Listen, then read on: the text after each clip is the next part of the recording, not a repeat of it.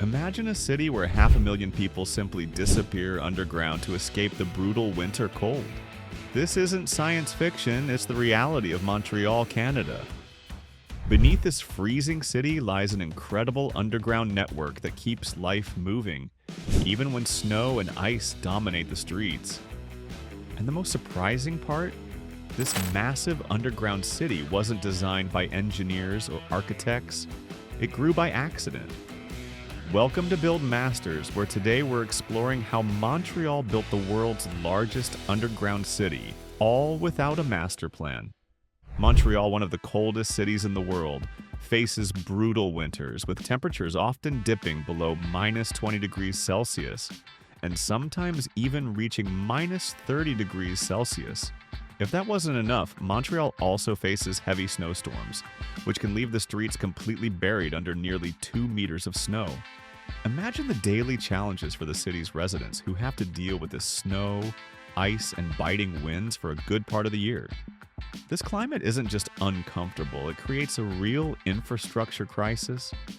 Roads become impassable, public transportation is compromised, and the streets become dangerous and unpredictable.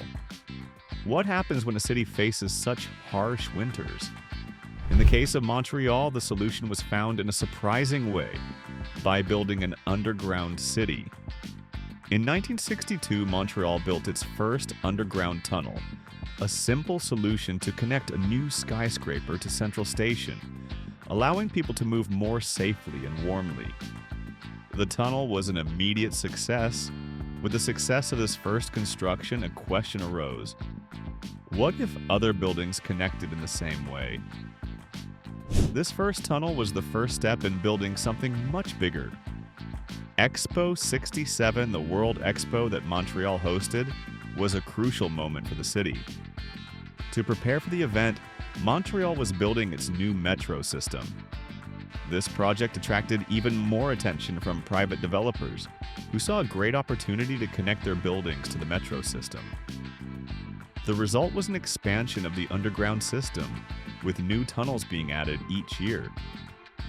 What started with a small tunnel quickly turned into a growing network of underground passageways.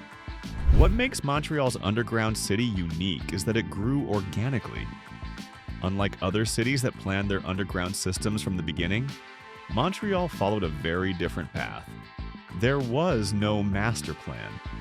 Each tunnel was created by private developers who decided to build the tunnels based on their own needs, without coordination from the government or other builders. With every new building that sprang up in downtown Montreal, another tunnel was added. This created an underground network of impressive complexity and scale, but it also brought challenges. Since the connections were made without a central plan, Montreal's underground network doesn't have the uniformity of systems in other major cities. The design of each tunnel varies, with different construction standards, finishes, and even ceiling heights, and this directly impacts the maintenance and upgrading of the network. In the 1980s and 1990s, Montreal saw an explosive growth of new shopping centers and skyscrapers in the city center. The construction of commercial complexes and office towers made the underground system expand even further. 3 huge shopping malls, Complexe Desjardins, Eaton Centre, and Carrefour de l'Estrie, became major connection points in the underground network, linking buildings and providing even more options for people to move without having to face the cold.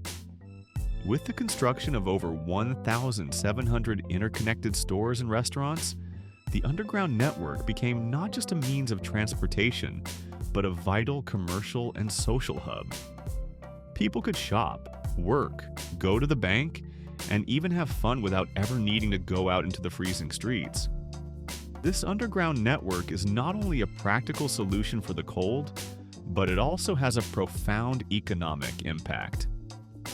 Over 500,000 people use the underground network every day, which is roughly the population of a large city like Atlanta or Manchester.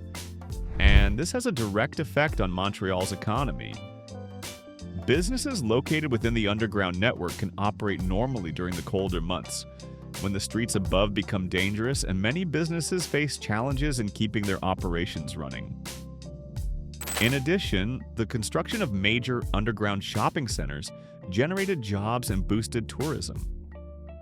Visitors arriving for Expo 67, for example, could explore the underground city and discover a part of Montreal that many tourists would never imagine existed. Over the decades, the underground network has been a major driver of Montreal's economic growth. Another unexpected benefit of Montreal's underground city is its energy efficiency. Since the underground spaces are naturally insulated, the buildings underground consume much less energy for heating or cooling compared to the glass skyscrapers above ground.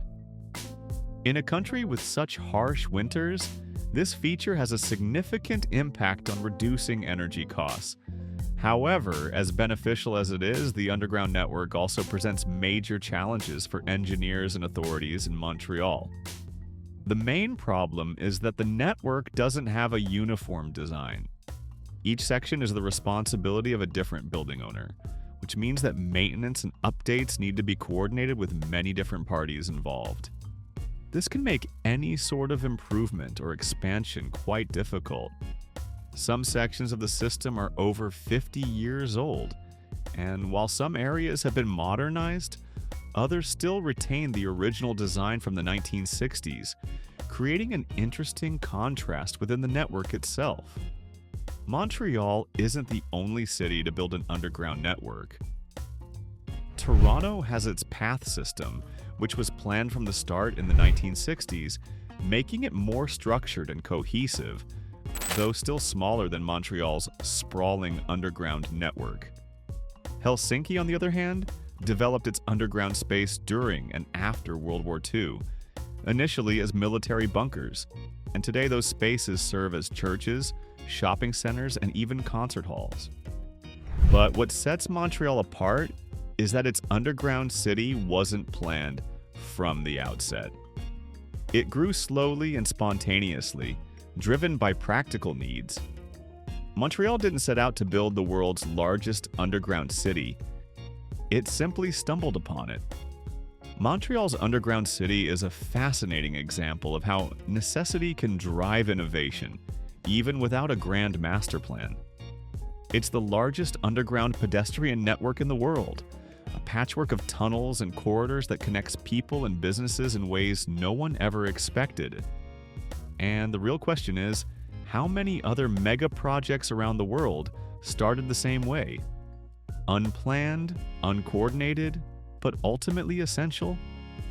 If you enjoyed this deep dive into Montreal's underground city, leave a comment below and let us know what you think of this incredible accident of urban design.